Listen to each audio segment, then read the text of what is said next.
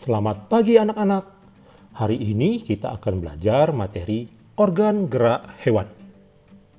Untuk itu, kalian siapkan buku Bupetik 5A dan buku catatan kalian.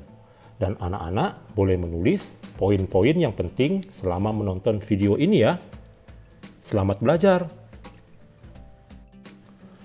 Kompetensi dasar dari materi hari ini adalah 3.1 menjelaskan alat gerak dan fungsinya pada hewan dan manusia, serta cara memelihara kesehatan alat gerak manusia. 4.1 membuat model sederhana alat gerak manusia dan hewan. Tujuan pembelajaran dari materi hari ini adalah dengan menyaksikan video tentang organ gerak hewan, siswa dapat menyebutkan alat gerak hewan secara benar. Siswa dapat menyebutkan organ gerak hewan beserta fungsinya secara tepat. Dan yang terakhir, siswa dapat mengetahui ciri-ciri hewan vertebrata dan avertebrata. Pernahkah anak-anak melihat beberapa ayam? Apa yang terjadi jika kita menebarkan beras di sekitar ayam tersebut? Anak-anak, karena beras sebagai sumber makanan, maka ayam menghampiri beras. Ayam tersebut menerima rangsangan berupa makanan.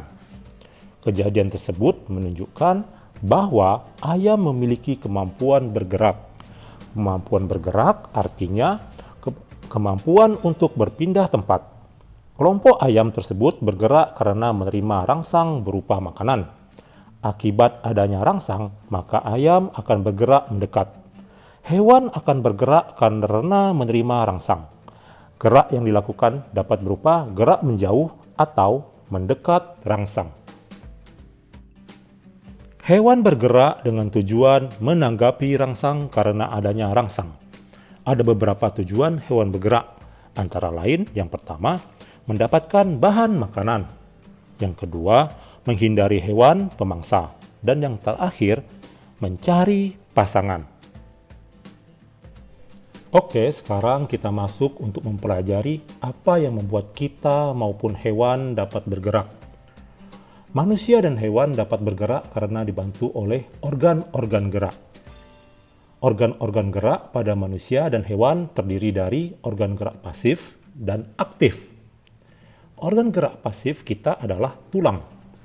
Disebut pasif karena tulang kita tidak dapat bergerak sendiri. Sedangkan organ gerak aktif kita adalah otot, karena otot memiliki kemampuan untuk bergerak.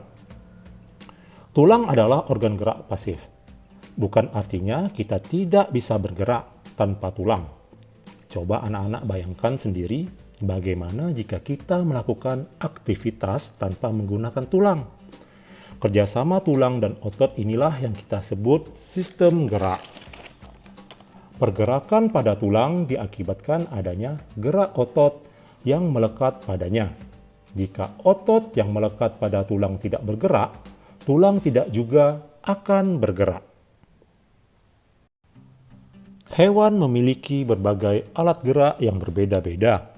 Ada hewan yang bergerak dengan kaki, sayap, maupun sirip. Alat gerak hewan tersusun dari otot dan tulang. Otot merupakan alat gerak aktif karena mempunyai kemampuan memendek dan memanjang. Tulang merupakan alat gerak pasif karena tidak dapat bergerak sendiri. Sistem gerak antar tulang membentuk sendi sehingga dapat bergerak.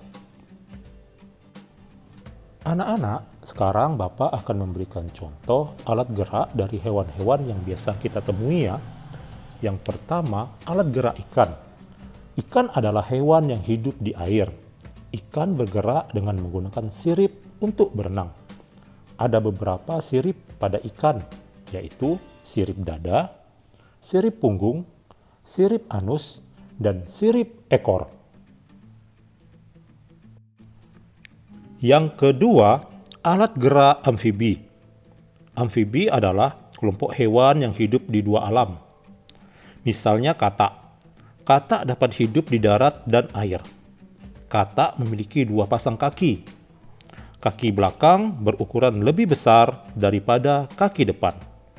Kaki belakang berfungsi untuk meloncat. Selain itu, kaki katak juga berselaput yang memudahkannya untuk berenang. Yang ketiga adalah alat gerak reptilia. Reptilia adalah kelompok hewan yang berjalan dengan perut menempel di atas permukaan tanah. Reptilia juga disebut hewan melata. Berikutnya, alat gerak burung. Burung adalah hewan yang dapat terbang dan hampir seluruh tubuhnya ditutupi oleh bulu. Burung memiliki kaki dan sayap. Kaki untuk berjalan dan hinggap. Sayap untuk terbang. Yang terakhir adalah alat gerak mamalia. Mamalia adalah kelompok hewan yang menyusui. Reptilia juga disebut hewan melata. Mamalia memiliki sepasang kaki untuk berjalan. Kaki depan dapat berfungsi untuk memegang, misalnya kaki pada orang utan. Kaki belakang dapat berfungsi untuk melompat sehingga ukuran membesar, seperti pada kelinci dan kanguru. Anak-anak, sekarang kita akan mempelajari perbedaan hewan vertebrata dan hewan avertebrata. Berdasarkan ada atau tidaknya tulang belakang, hewan dikelompokkan menjadi dua jenis, yaitu vertebrata dan avertebrata. Hewan vertebrata adalah hewan yang memiliki tulang belakang di dalam tubuhnya. Sedangkan hewan avertebrata adalah hewan yang tidak memiliki tulang belakang di dalam tubuhnya. Alat gerak yang dimiliki hewan vertebrata dan avertebrata hampir sama. Ada yang bergerak dengan kaki, ada yang bergerak dengan perut, dan ada yang bergerak dengan sayap. Berikut, Pak Guru akan menjelaskan contoh-contoh hewan vertebrata dan hewan avertebrata. Anak-anak, contoh hewan vertebrata antara lain ikan, katak, kura-kura, kucing, cecak, dan ayam. Sedangkan contoh hewan avertebrata antara lain cacing, serangga, udang-udangan. Anak-anak, kalian bisa mencari contoh hewan vertebrata dan avertebrata di channel yang lain ya anak-anak, untuk kalian lebih memahami pelajaran atau materi ini.